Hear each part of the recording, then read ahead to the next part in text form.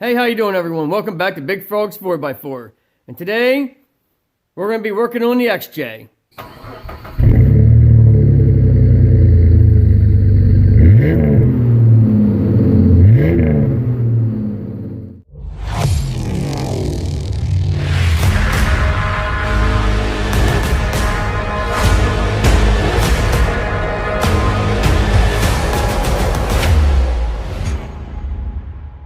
And then putting your leaf spring in is pretty much the same in reverse. But I'm going to show you what I have to do to make a 9/16 U-bolt work in the new leaf springs.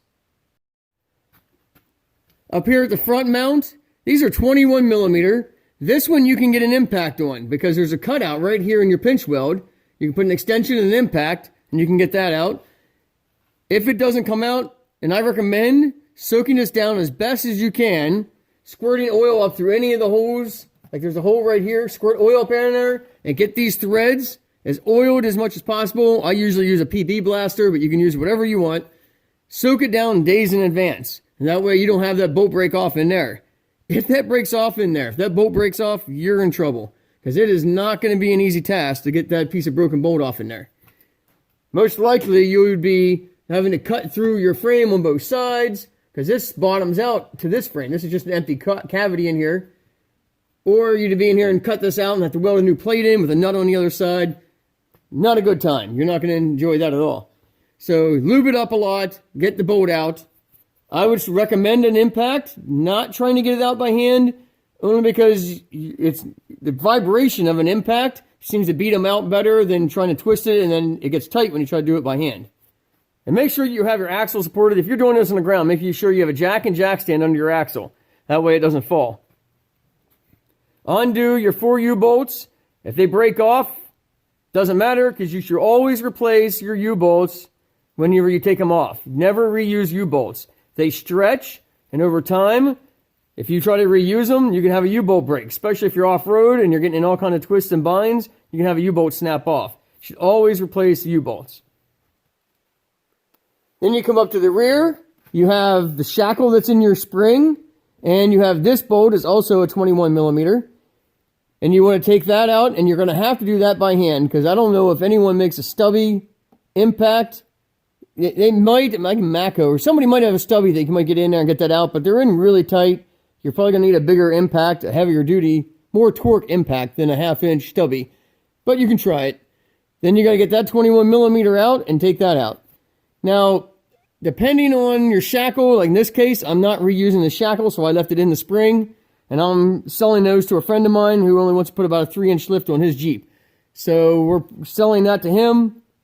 But you're also going to have to get the bolt out of your release spring as well that's in your shackle. Now before reassembling any of this, I recommend getting as much of that rust out as you can. And stuff this full of indices. Get good indices in this threads on both of the front and the rear. Now I'm pretty sure that these plates were off of my rough country lift kit. So obviously I'm going to knock all this rust off, clean this all up and get it nice and clean, and then I'll coat it with antices. Or if you have time, which I don't because I only have basically the weekend to get this together, paint it all up nice and clean, get it clean, and then paint it. But I'm just going to have to coat it with antices.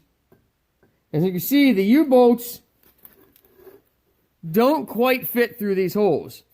So I'm going to take that die grinder, and all I have to do is grind out just a little bit off of each end until that bolt fits in. Widthwise, other than a little bit of rust that's in there, they're wide enough to fit, but they're not quite long enough to fit because a 1/2 inch bolt isn't as thin, or isn't as thick as these. So 1/2 inch fits in there fine, which I have right here. So you got lots of room with that. With the 9/16 U-bolt, you can see the thickness difference.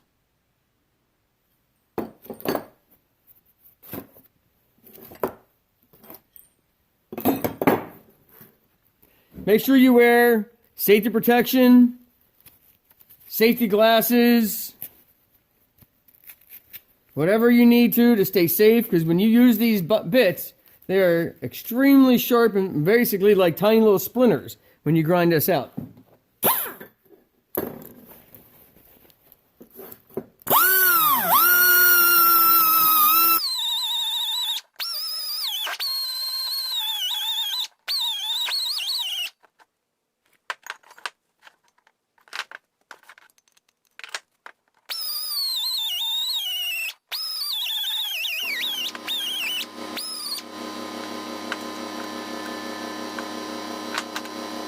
Now we're going to install the bushings into the BDS springs.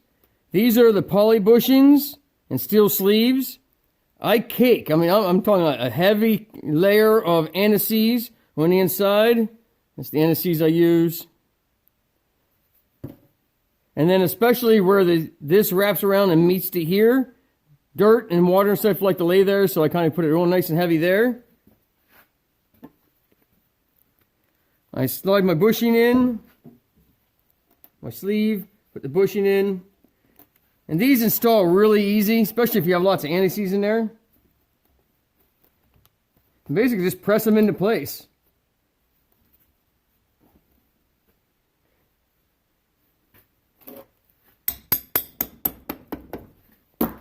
That's the same on the other end. You do exactly the same thing. Then I'm going to line the inside of this bushing with anti-seize as well. Oh, I forgot. Push this bushing back out. Also anti-seize the inside of here to keep the sleeve from rusting.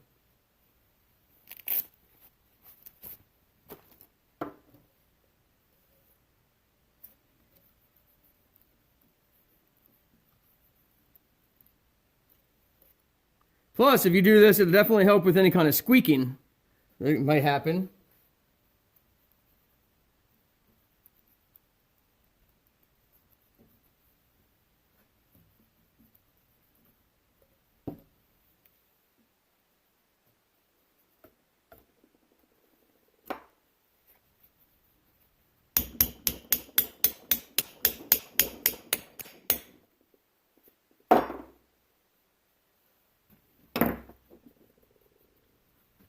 All right, now you can anti-seize the inside of the sleeve.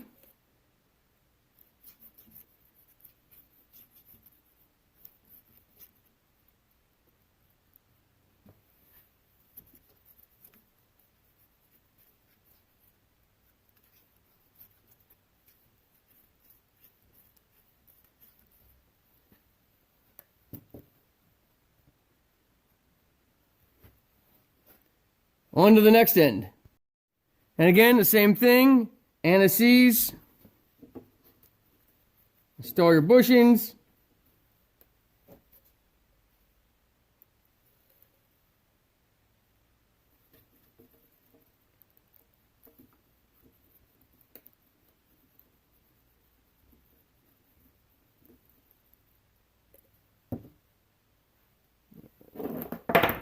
Remember that there's two different size sleeves. The long sleeve goes in the wider one, obviously, and the narrower one goes here.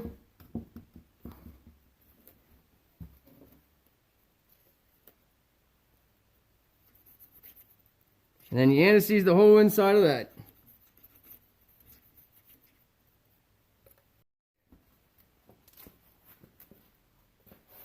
Depending on how strong you're feeling, now is when you want to set your leaf spring in.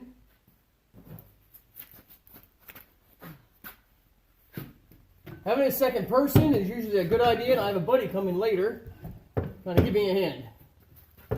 Basically, you just want to get that slid up into place and get that first hole lined up. Now that we have the shock relocation bracket put in place, we can finish putting on the U-bolts for the leaf spring. I already got one in place only because, like I said, I had to hold it all together to get my measurement line up and stuff for the zone off-road shock relocation brackets. So we're going to get those. I got to loosen both of those nuts back up and let this axle drop a little bit. Now if it helps at all, you can put a large C-clamp on here. I hook it underneath the spring perch, and then you can draw it down and hold that down into place. And that way, it'll hold it kind of snug, the spring, draw it all together tight, and then you can kind of smack this around and with a hammer, just tap it where you need it to go. You also want to make sure that your center pins that goes through the leaf spring is lined up with the hole in the perch and the hole on your plate. And then once this is all clamped into place, you can put your U-bolts in and then tighten them all down. It's also highly recommended you torque these down with all the weight on the ground. Not hanging in the air like this, not on jack stands, not anything like that. Put your tires on, torque the lug nuts all down, and tighten all of your suspension bolts with the weight on the ground. So even your leaf spring bolts, shackle bolts, all that, you want to final torque those with it sitting on the ground, the weight of the vehicle on it. So I looked up online on the Dayton website, and it has a 9/16 U-bolt at 90 foot-pounds. So make sure you torque them down at 90 foot-pounds. Do a cross pattern and a little bit at a time. Don't run 90 all in one bolt and then 90 all the next bolt. It's a little bit at a time on each one. Try to keep them even as possible in length and tighten them down until you hit 90 all the way around. So basically you want to go this one, this one, this one, this one. Cross. Back and forth a little bit at a time until you hit 90 foot-pounds. Thanks for watching Big Fog's 4x4. Don't forget to like and subscribe. Don't forget that bell if you want notified. There's more videos as they come out. And as always, God bless.